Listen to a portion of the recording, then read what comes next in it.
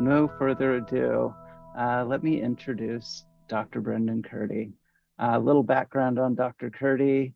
Before I started working with him 20 years ago, Dr. Curti was a senior investigator at the National Cancer Institute and was an associate professor at Penn State College of Medicine before joining the Providence Cancer Institute. He now serves as the director of the melanoma program, also cytokine and adoptive immunotherapy, and GU oncology research at the Providence Cancer Institute.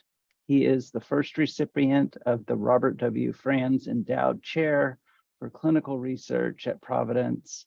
His research and clinical focus is translational research. That's taking ideas in the lab, applying them to improve care for our patients with melanoma and GU cancers at the bedside.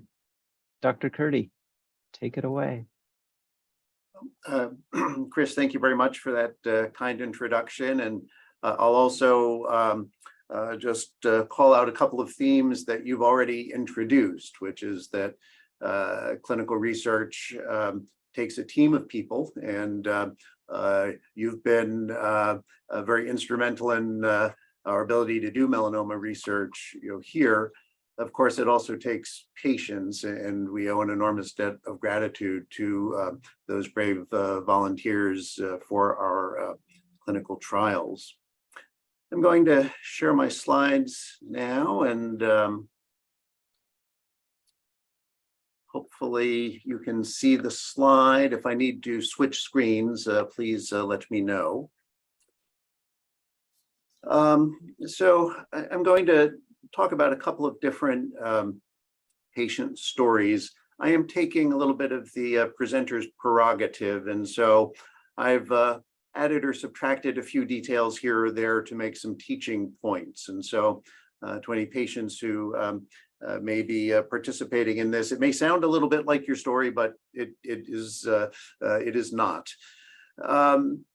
So let me dive in here, if I may. And so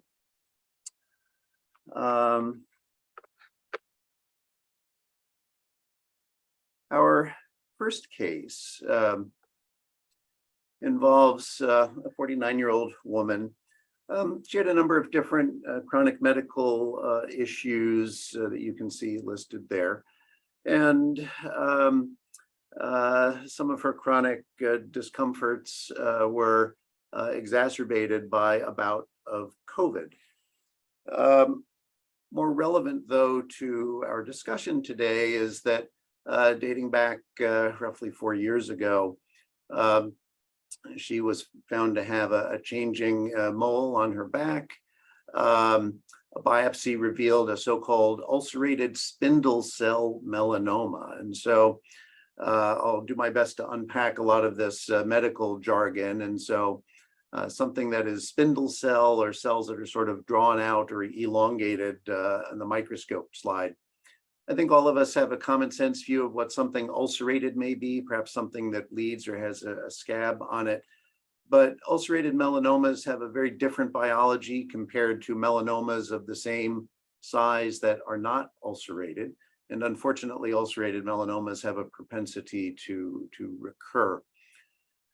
There's a standard measurement system for melanomas, and sometimes it's referred to as Breslow depth or Breslow thickness.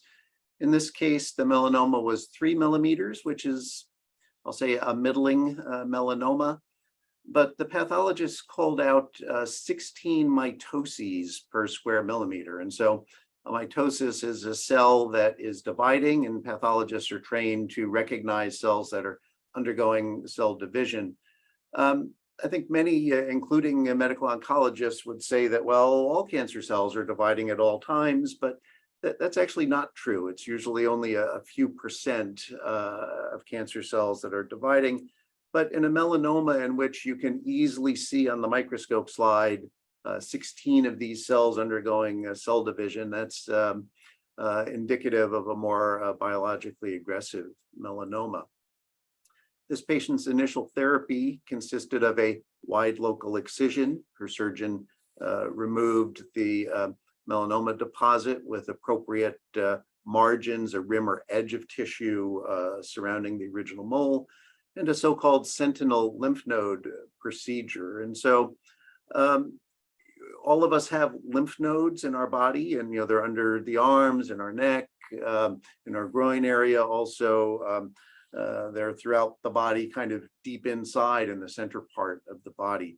Those lymph nodes are part of our body's immune system, and each one of them is kind of wired or plumbed, if you will, to monitor a specific region of the body.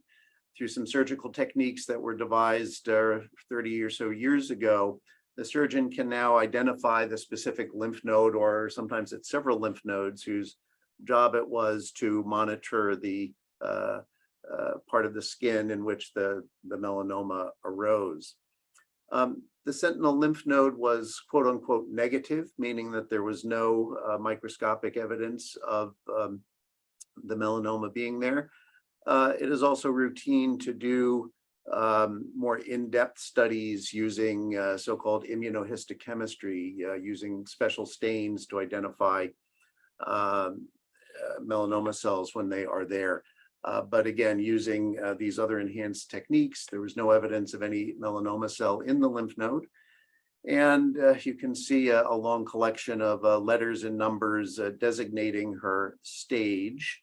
And the bottom line is stage 2B. And so this is traditional surgical staging, which is an exercise in just describing where the cancer is in the patient's body. In very broad terms, stage 1 usually means a small tumor confined to the place where it started. Stage 2 usually means bigger, but confined to the place where it started. Stage 3 in general means there's lymph node involvement. And stage 4, of course, implies that there is more widespread disease. At the time this patient was treated, the standard of care was surgery and surveillance. That care standard has changed. I'll get into that a little bit more later, but surveillance would be considered a standard after initial therapy. So she was doing well with surveillance, but she started to develop some different pains, and mostly pelvic and low back discomforts. And so this led to some additional imaging, which showed radiographic abnormalities, so something that didn't look quite right on the scan, in the liver, and also in some other areas of the body. And so I'll illustrate that on the next slide, but I'll point out that there were some symptoms that called out that something wasn't right. And that's, I'll say, fairly commonly the case, certainly not universal, but patients often know something's up. Their body is not quite in sync, or not quite normal. And so I've indicated with the blue arrows where the imaging abnormalities were. And so in the leftmost panel, there's an arrow pointing to a white thing on the side of the chest cavity. And so that would not normally be present there. The middle image illustrates, well, the liver, which by the way, on biopsy was entirely normal, but there's another growth indicated by the blue arrow that would not normally be present in that site, and that's the lower part of the left lung. And also in the rightmost panel, there was another area that, and this is in the soft tissues along the right upper thigh, and that's another growth that didn't belong there.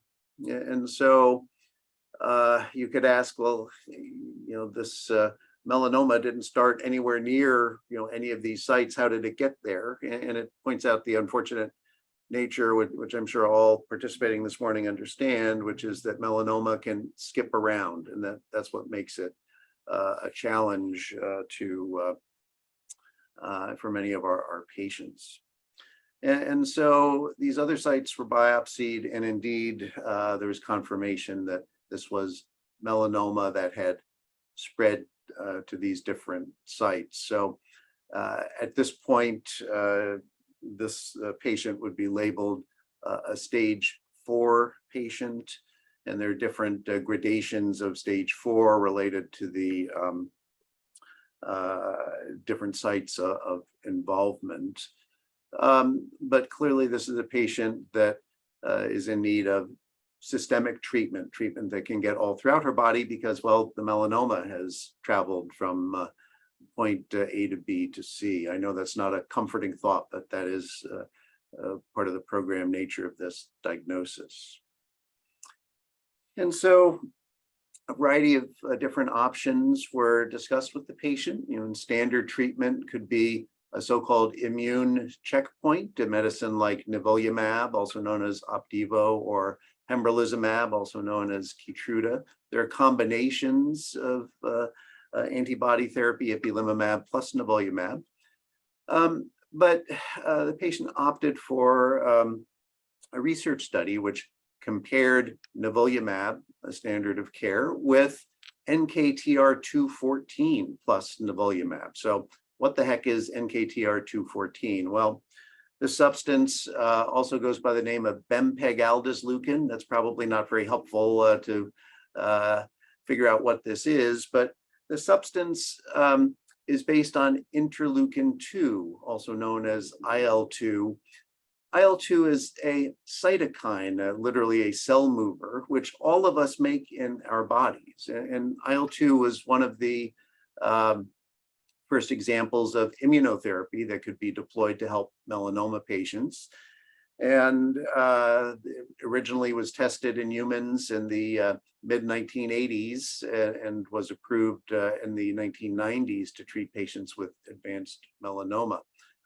One of the issues with interleukin-2, though, is that it is not easy to give. And there are only about, I would say, 25 or so places in the country who have the infrastructure to safely give this agent to patients. And so there's been a huge research effort to try and find interleukin-2-like substances that would be just as effective, but much easier to give.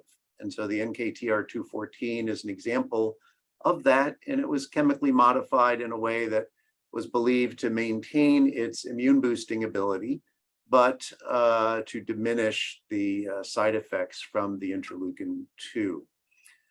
Now, in order to really prove something in, well, I'll say a lot of endeavors, but in particular in cancer research and cancer medicine, you're obliged to compare your new medicine or new combination with what is considered a standard. And so there are a number of different ways from a research standpoint that can be done, but usually it's a randomized comparison. So a computer basically flips a coin to say that the patient is assigned to group A or group B.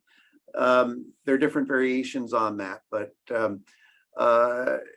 it helps to guard against things that we perhaps don't understand or can't fully control for. And so, as we'll get into a little bit later, this sort of study came about in part because there is a small study showing that the combination, the 214 plus nivolumab, had a very high response rate, and that's great. But if you treat 20 or 30 patients, the result that you may get is different if you treat several hundred patients and again do a comparison.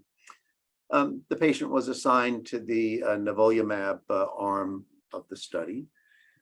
And so the good news for this patient, and you can see comparison scans here, the top panels are the baseline and the bottom panels show her radiographic response. And so just focusing on the leftmost part of the slide, the growth along the chest wall is completely gone. In the middle panels, the one that was in the lower part of the left lung is almost completely gone. It's quite possible that what we're seeing on the scan is scar, but there is not a 100% certain way to discern that.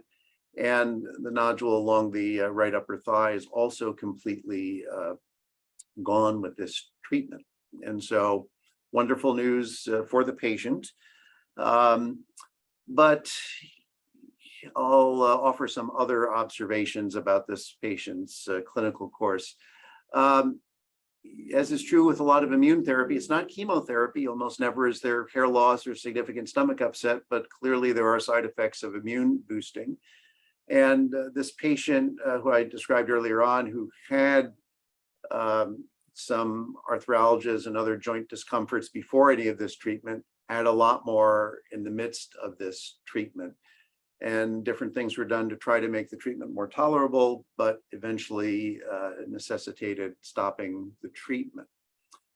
I know that we're all wired to think that more is better. As a native New Yorker, I understand that at a very deep level, but more is not always better, and not to worry, because there are studies that indicate that patients who have to stop these treatments due to immune side effects can derive the same anti-tumor or anti-melanoma benefits as individuals who complete, say, a full calendar year of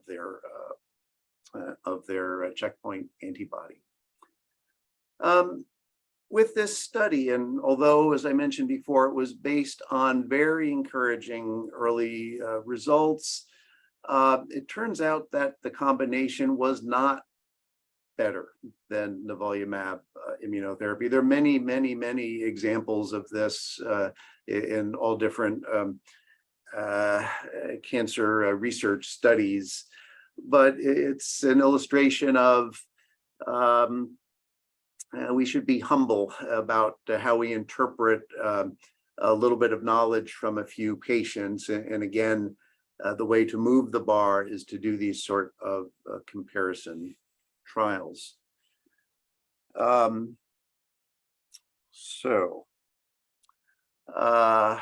just emphasize the point, there remains a role for randomized controlled studies, and that's really the way in which we improve the standard of care.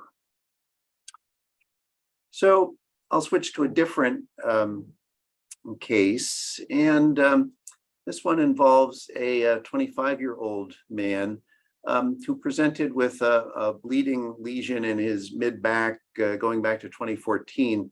I'll say this is sort of a guy thing. It's been my lived experience that many men ignore stuff.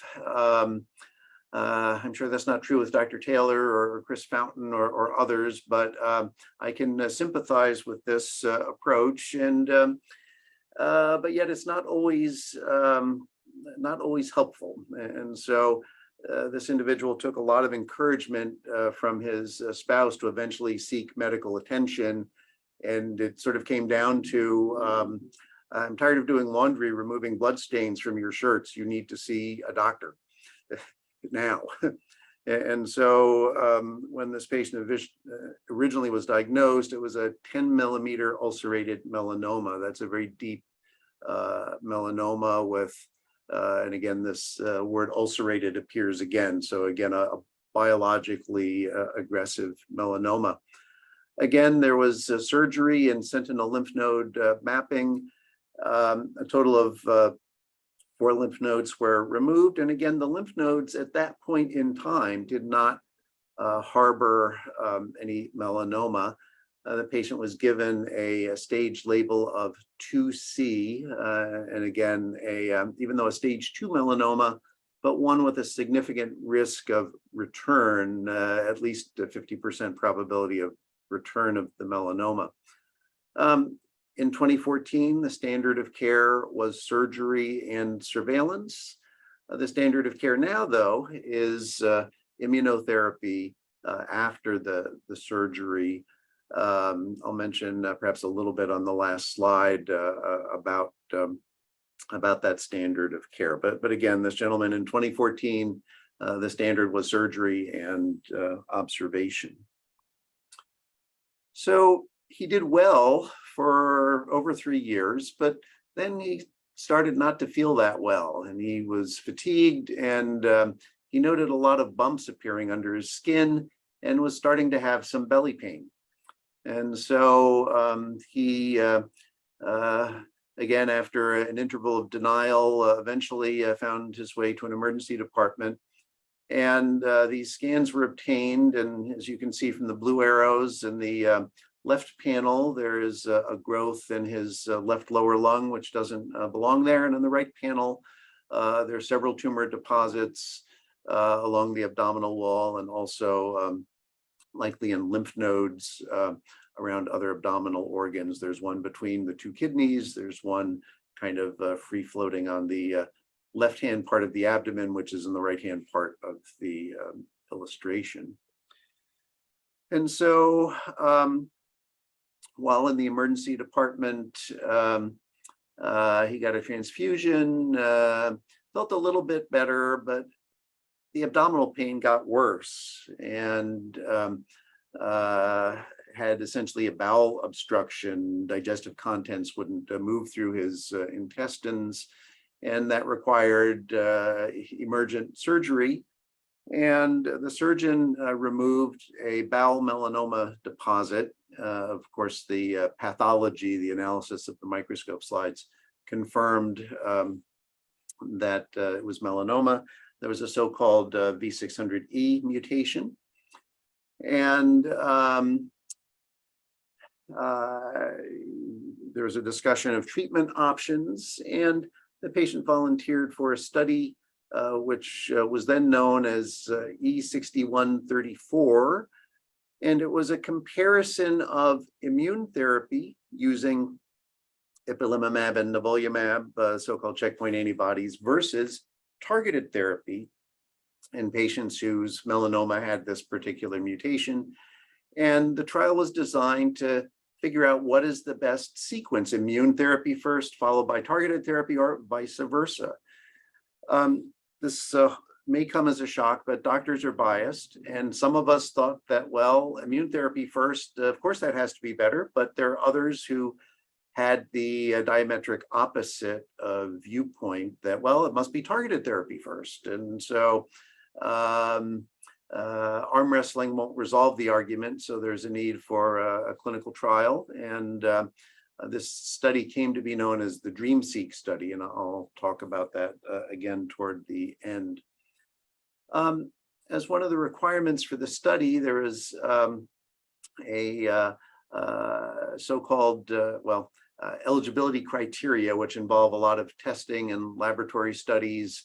And one of the tests required for this study was a brain MRI, and it showed a metastatic deposit in the brain. And so this points out another unfortunate aspect of melanoma, but the brain can be a so-called sanctuary site, or a place where the melanoma can go and hide, because the immune response there is not as robust, or it's certainly different compared to other parts of the body. And so the treatment for the brain metastasis was gamma knife radiosurgery, intense but very precisely focused radiation. And he started his systemic therapy using dabrafenib and trametinib. These are oral agents, again, that target specifically the BRAF and another pathway called MEK. How do we come up with these strange names? But these are the growth pathways that seem to be most instrumental in promoting the growth and advancement of the melanoma. After his initial systemic therapy, there was a mixed response. And this calls out another aspect of melanoma. Not everything always responds in quite the same way. And so he would be stable using what we call RESIST, which stands for Response Evaluation Criteria in Solid Tumors. But there were also 3 new brain metastases, and so that would constitute obvious progression, advancement of the melanoma. He received more gamma knife radiosurgery, and there was a clinical discussion about, should we continue his targeted therapy or make a switch? And so the final decision was to switch him to immune therapy.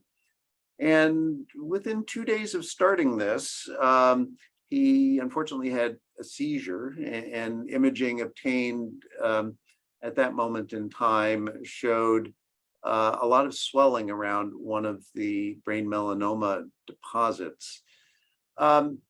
You could say in 2 days, that seems like not very much time for any tumor, even including melanoma, to grow. And so something we've come to appreciate is that, well, there is an immune response in the brain, and that can be spurred on by the ipilimumab and nivolumab. But this patient was certainly having significant clinical symptoms, and certainly resection of the brain deposit was warranted, after which he resumed his immunotherapy.